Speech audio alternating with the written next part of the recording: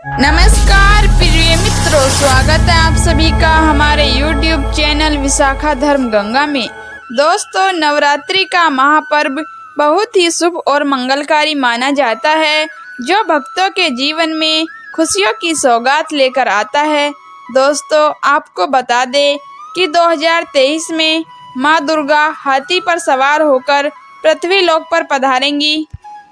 शास्त्रों में वर्णित है तथा मान्यताओं के अनुसार अगर शारदीय नवरात्र पर यदि माता दुर्गा का आगमन उनके वाहन सिंह पर न हो बल्कि हाथी पर होगा, तो मान्यता है कि माता दुर्गा का हाथी पर सवार होकर आना बहुत ही शुभ और कल्याणकारी माना जाता है।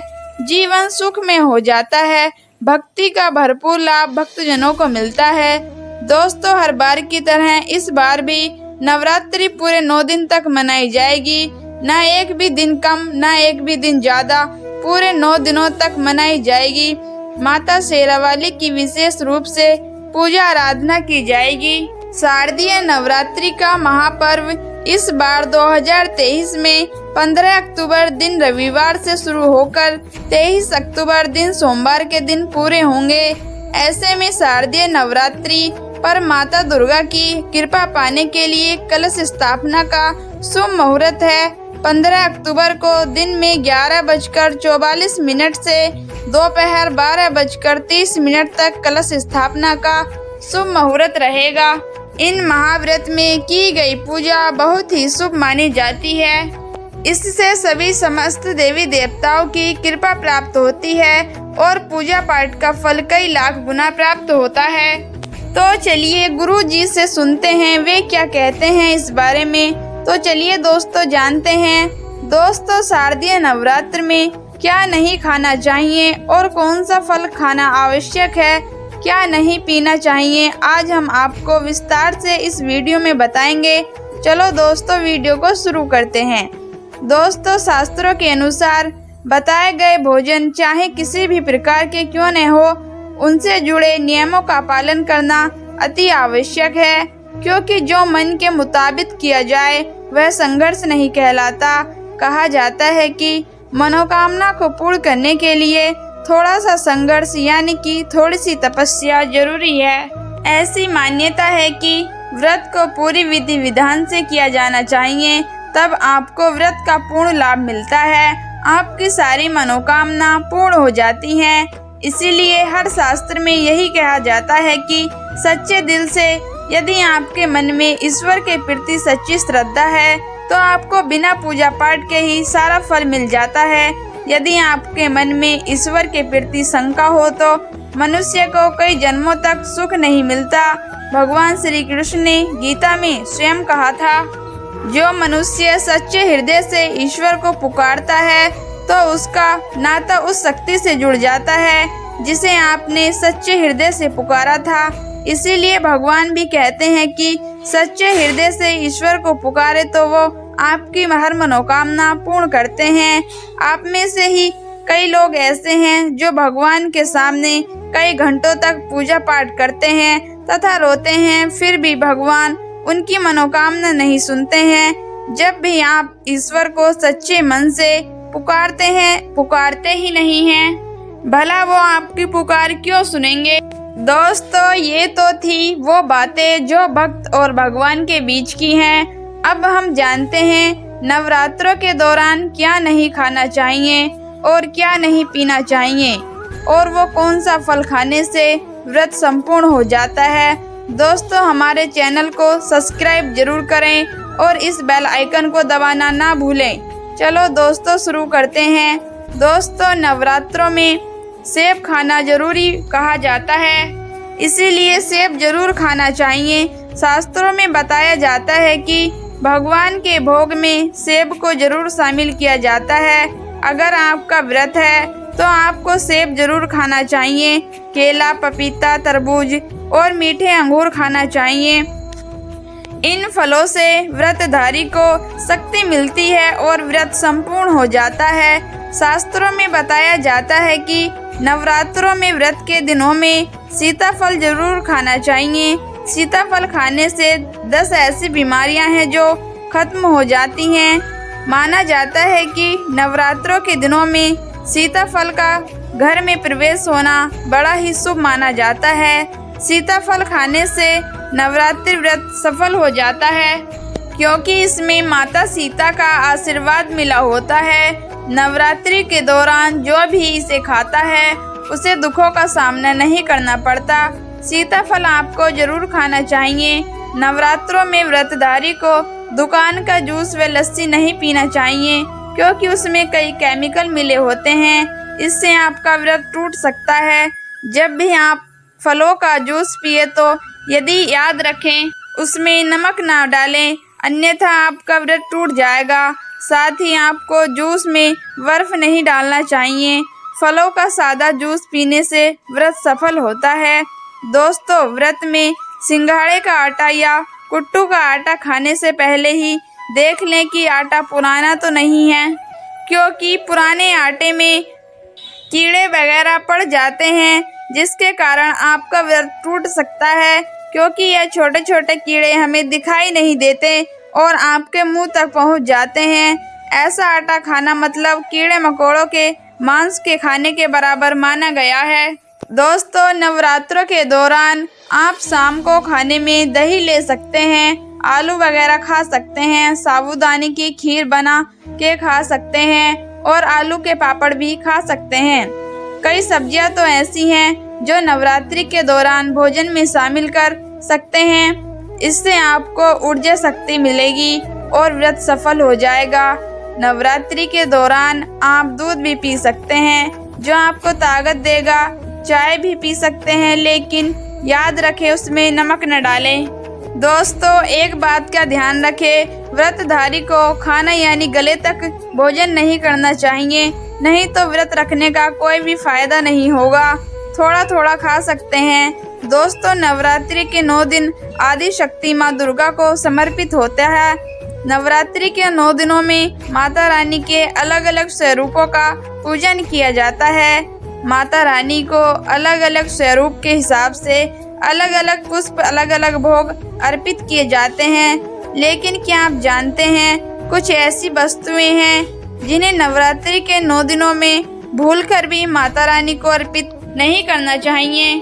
अगर आप गलती से भी इन वस्तुओं को माता रानी को अर्पित करते हैं तो आपको व्रत व पूजन का कोई भी लाभ नहीं होगा। इसीलिए माता रानी की कृपा प्राप्त करने के लिए आपको यह जानना अति आवश्यक है, वे कौन सी वस्तु हैं जो आपको माता रानी के पूजन में भूलकर भी इस्तेमाल नहीं करनी चाहिए। तो आइए माँ का जयकारा लगाते हुए वीडियो को शुरू करते हैं। दोस्तों, नंबर 1, नवरात्रि के दिनों में शादीशुदा महिलाओं को सफेद कपड़े पहनकर पूजा नहीं करनी चाहिए। साथ ही साथ काले कपड़े भी नहीं पहनने चाहिए। इससे पूजा व्रत आदि खंडित हो जाती है। माता की चौकी जब आप लगाएं तो उसके नीचे कागज नहीं लगाना चाहिए। माता की चौकी हमेशा लाल कपड़ा बिछाकर ही लगानी चाहिए। हमेशा याद रखें, नवरात्रों में इन 9 दिनों तक व्रतधारी को अपना आसन माँ की चौकी के आगे ही लगाना चाहिए और वहीं पर आपको सोना चाहिए। मंदिरों को नवरात्रि के दौरान अकेला नहीं छोड़ा जाता है, क्योंकि ऐसा करना बहुत ही अशुभ माना जाता है। इससे दुर्गा माता नाराज हो जाती हैं और हमेशा के लिए चली जाती हैं। दोस्तों, नंबर 2, नारियल। हिंदू धर्म में नारियल को समर्पित श्रद्धा, धन और सम्मान का सूचक माना जाता है। नारियल को श्रीफल भी कहा जाता है।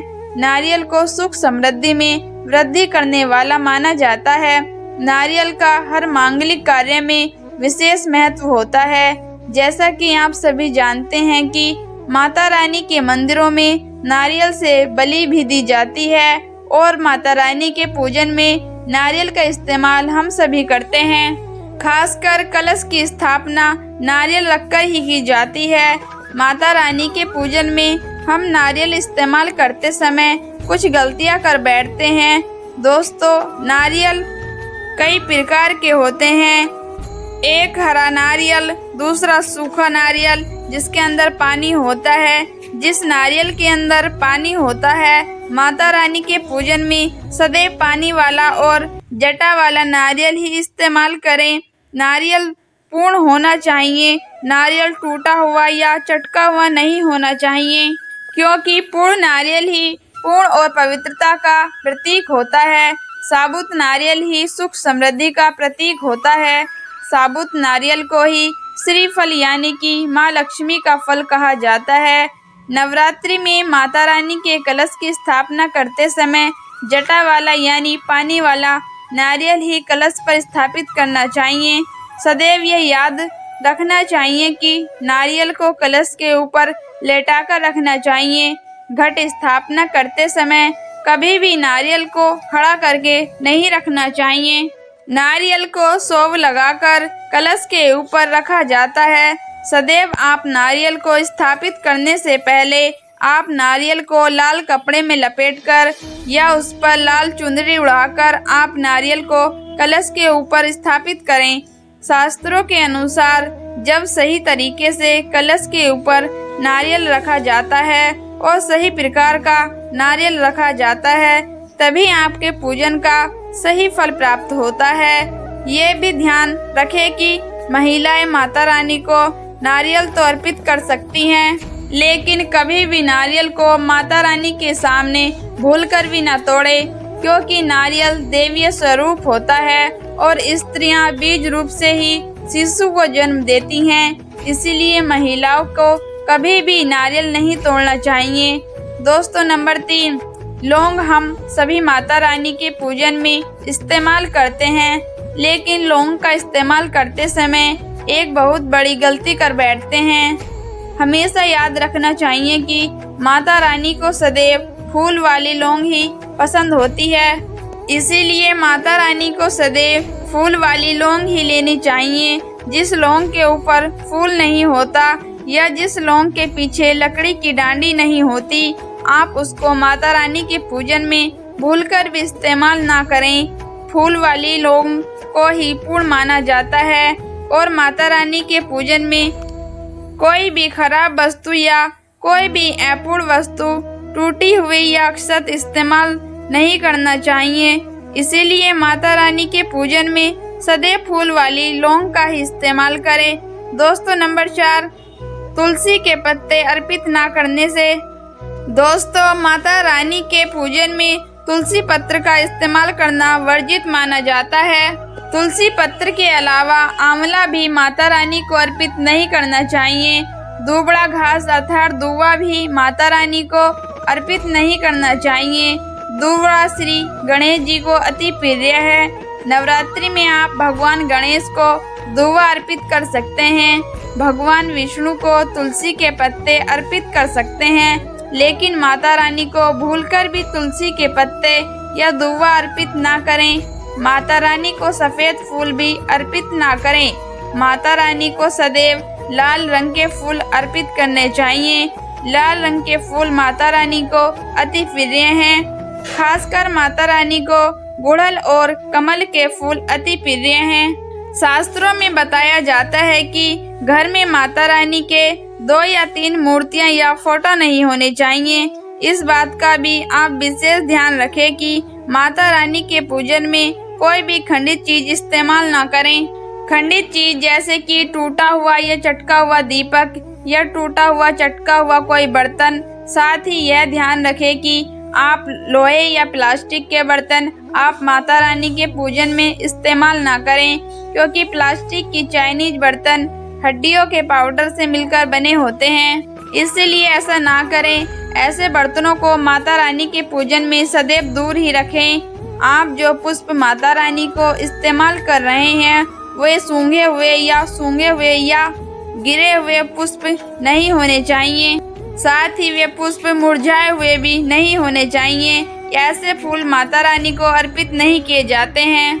दोस्तों, कमेंट में लिखे जय माता दी। जानकारी पसंद आई हो तो एक लाइक तो बनता है, और हमारे परिवार की तरफ से आप सभी को नवरात्रि की ढेर सारी शुभकामनाएं।